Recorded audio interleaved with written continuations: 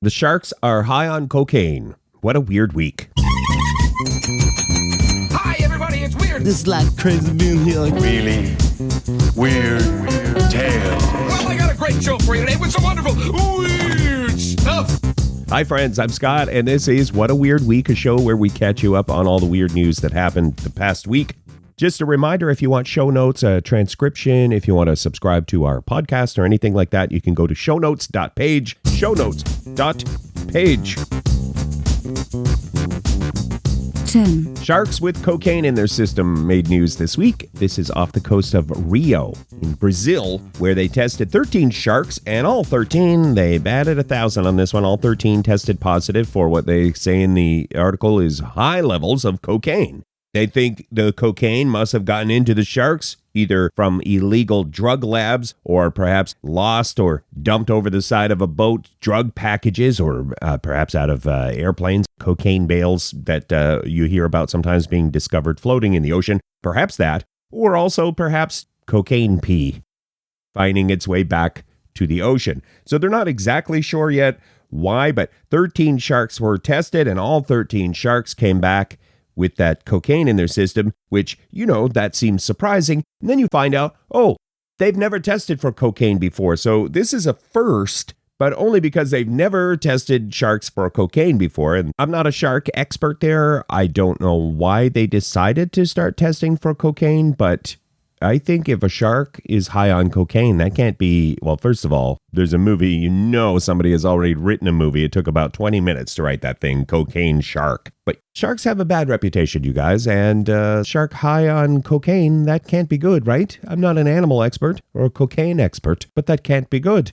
I should say the experts in the article say the cocaine is the least of the shark's worries. There are forever chemicals they're finding in sharks and bad stuff. And one other thing, I'll put in the show notes my personal video from my recent vacation to Ripley's Believe It or Not, where they had a shark exhibit that was interesting. All the things they discovered a shark had eaten. You want to check that out, shownotes.page. Yes, it's my vacation photos. Yes, that's what it is. 9. That's a little bit of a twerking world record. The video will be in the show notes, but a fellow from Nigeria twerked for 3 hours and 30 minutes, and that is a new Guinness World Record. And he did it to raise awareness of mental health issues and to help people. Twerking to help people. That's what it's about, you guys. Harnessing the power of twerking to make the world a better place.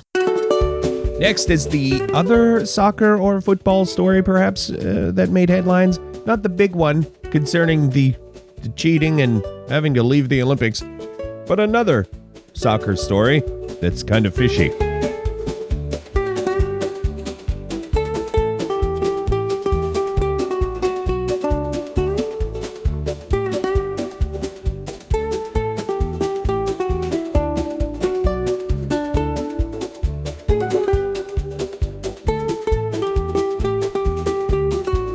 This is the show where we count down the 10 weird news stories of the week. What a weird week. 8. The headline from ESPN is Fish Cake Fury sees Norwegian game canceled after VAR protest.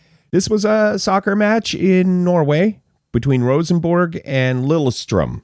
Didn't pronounce any of that right. Couple of teams playing the sport, football or soccer, you guys. And they're using now in some soccer games, they're using video replay. The VAR is the video assistant referee.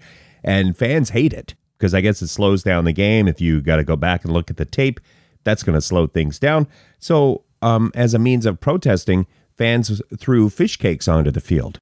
They paused the match, sent everybody to the dressing room, and tried to calm people down. And then the birds started coming in. No, I'm just kidding. That part, you would assume that, though, wouldn't you? That the gulls are coming to that protest because delicious fish cakes. But that's not what happened. It was just the anger of the fans. So when the referees brought the teams back out, they started throwing more fish cakes and also tennis balls and smoke bombs. And so they just called it. The game was canceled. It was about a half an hour into the match. It was tied at 0, 0-0, game over. Fish cake protest worked. I guess worked? Question mark? You got the game canceled? You didn't get to watch the match. And now you also don't have your lunch for tomorrow. Wait, did this protest work? 7, A heartwarming story about a baby bird that was saved in Texas. The Texas family made headlines for wrapping the baby bird in a tortilla to keep the bird warm. It's just a little teeny tiny Mississippi kite. In the photo, it is a fuzzy white bird, just little, that seemed to have no mama and was freezing. So the family wrapped the bird in a tortilla, named the bird Taquito, and got that bird to the Wild West Wildlife Rehabilitation Center in Amarillo, and now the bird is recovering. When they found the bird, they called the bird experts, and they said, if you can put the bird in a box, line a box with something soft, get that bird in a box, and you get it over here to us, and we'll take care of that bird. And they were like, boxless. The family was boxless. They didn't have a box to put the baby bird in. So they were like, what? Grab me one of those tortillas. And they wrapped the bird in the tortilla, and that fast thinking kept that baby bird warm. And what a heartwarming story. And if this family ever has to pay for another quality tortilla again, that's wrong. This family should get a lifetime supply of delicious Bluffman brand tortillas.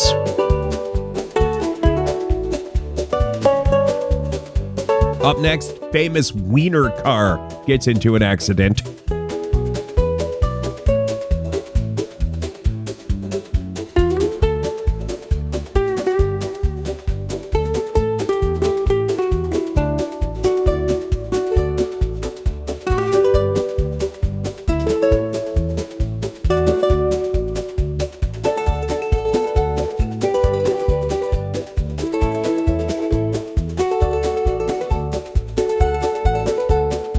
Thank you for checking out the program. This is What a Weird Week. It's all about the weird news of the week. 6, The Oscar Mayer Wienermobile, the giant hot dog car, the rolling wiener on wheels, it tipped over the other day and made headlines. This happened in Chicago. Side note, isn't that where the ketchup controversy is?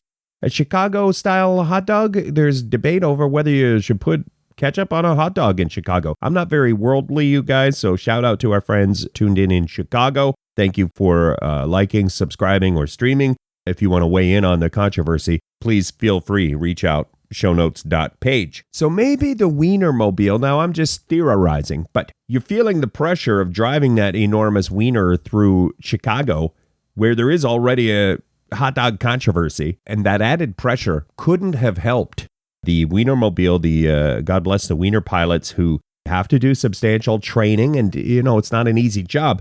They apparently had some sort of contact with another vehicle, overcorrected, and then flipped over on its side. The wiener on its side like that, the giant rolling wiener on its side, is a harrowing thing to see. No injuries reported. There was damage to the wiener, though. That wiener's going to need some condiments. No. Repairs is what I meant to say. 5, A sugar compound is showing promise as a potential hair loss treatment. This is a naturally occurring sugar compound, and they believe it may stimulate hair regrowth to treat male pattern baldness. I love it when they discover something we've already had, like this is just a sugar compound. This is not something that lightning hit the lab and all of a sudden they had some weird thing growing in a petri dish. This is a naturally occurring sugar compound. They've tested it on mice, and the mice with male pattern baldness started to regrow hair. They make some sort of delicious sugar compound gel, and the idea is to slather it on and get some regrowth going in the hair department. That's where we're at with this one. This is from Study Finds. We'll link to the whole thing if you want to get into the science of it. But for now, they have to test on humans. Human beings, people, non-mice. And so let's not throw away our ball caps yet, or our delightful toupees. Let's hang on to our toupees, fellas, for a little while longer. Up next, that world record for phone spinning, which triggers me because what if you drop that thing? You're going to break your phone.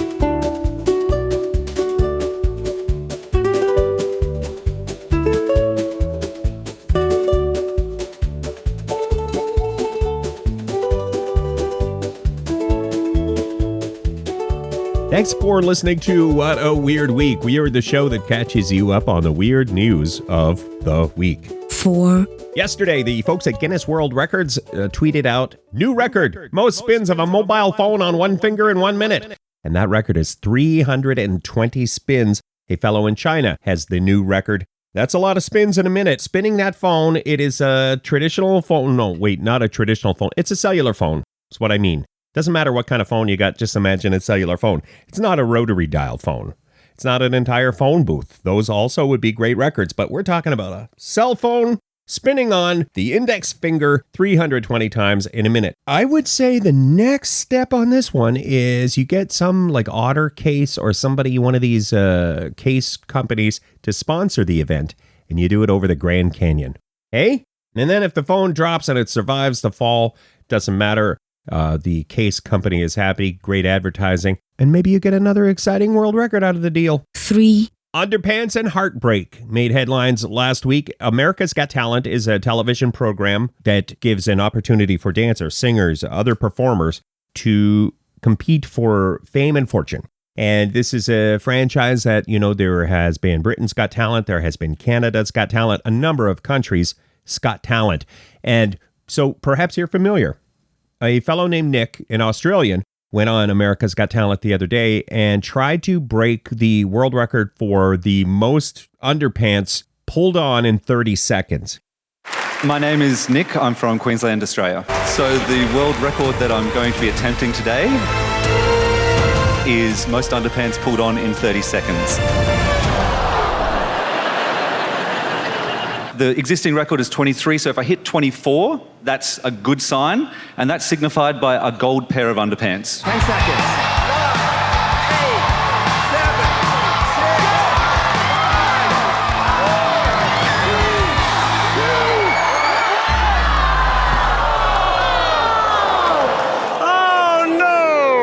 6. Such disappointment. It was a good try, Nick. There's a lot of underpants to put on in 30 seconds. But then, as if a phoenix rising, an underwear phoenix rising from the ashes, everyone in the audience wore underpants on their head for a new world record of most people in one place wearing underpants on their head. So this is really a tale of triumph.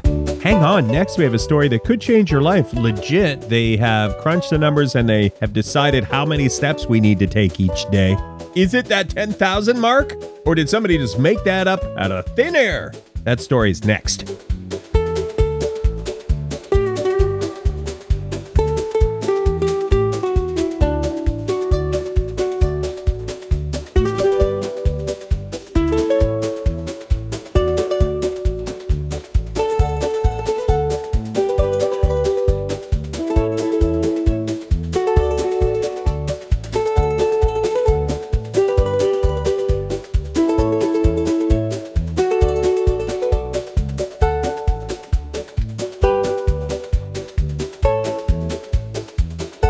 You're listening to What a Weird Week. We catch you up on the weird news of the week. 2, From our friends at Study Finds, an article about the research into how many steps we need to take each day to, not die. If you're sedentary, perhaps you are someone who sits in a closet and edits podcasts most of your day. That is sedentary and that ain't great. So perhaps you hate walking or taking steps, but you're like, well, the alternative is death. So hit me with those numbers. They say, according to the article, the research shows even 4,000, as little as 4,000 steps a day. So the takeaway is like, do steps. If you can't do all of the steps, try to do some of the steps each day, and that will help, especially if you're sedentary. But according to the research, 9,000 or 10,000 steps a day can offset the health risks of being sedentary. So you can do a deep dive into the science of it, but the risk of overall mortality is lessened if you take 9,000 or 10,000 steps a day. So when they used to recommend 10,000 steps a day, that was kind of a ballpark number, but whoever picked that, pretty good. Kind of got it, kind of nailed it there. This is a big study, by the way, 72,000 participants involved in the study. I'll put the link in the show notes if you want to do a deep dive or share this with somebody sedentary in your life. Perhaps they'll love to see this article. So you can go shownotes.page. Honorable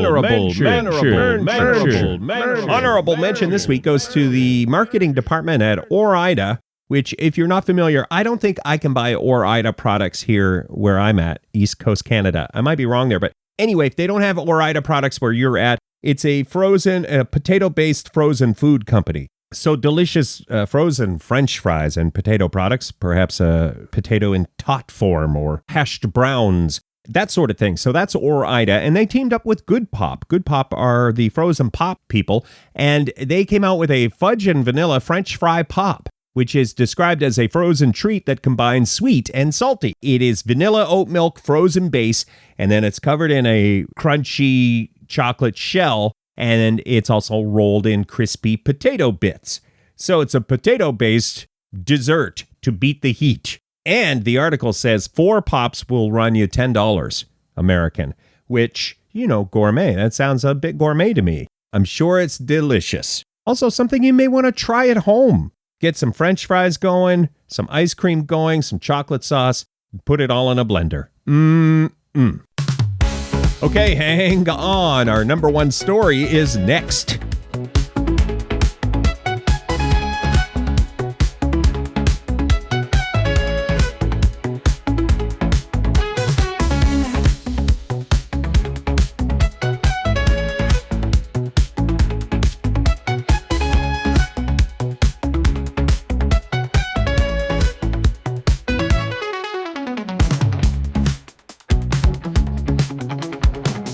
This is What a Weird Week. It's a show about the weird news of the week. 1. I don't know, you guys. A court case about chicken wings is our number one story, and it might be controversial. I don't know where you fall on this one. Feel free to let us know. You can go shownotes.page and get in touch with us. But the headline from the Associated Press is Chicken Wings Advertised as Boneless Can Have Bones. Ohio Supreme Court decides.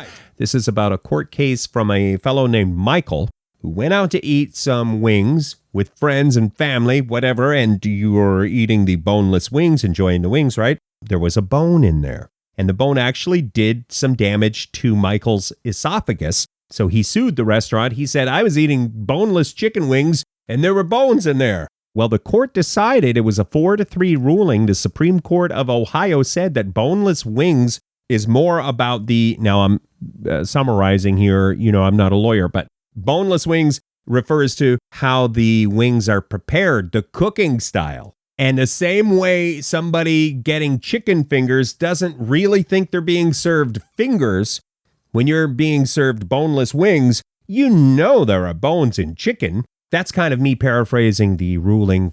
So that was a close one, and I don't know how to feel about it. The court is kind of saying, hey, when you eat food, be responsible for the food you eat. On the other hand, though, if they say boneless, they don't say semi-boneless. They don't say mostly boneless. They say boneless chicken wings. So I don't know how to feel about this.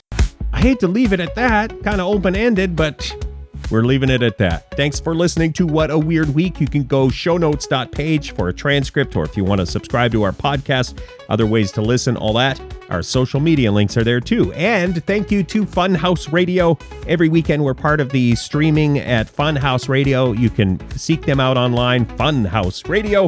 Catch you next Friday for more weird.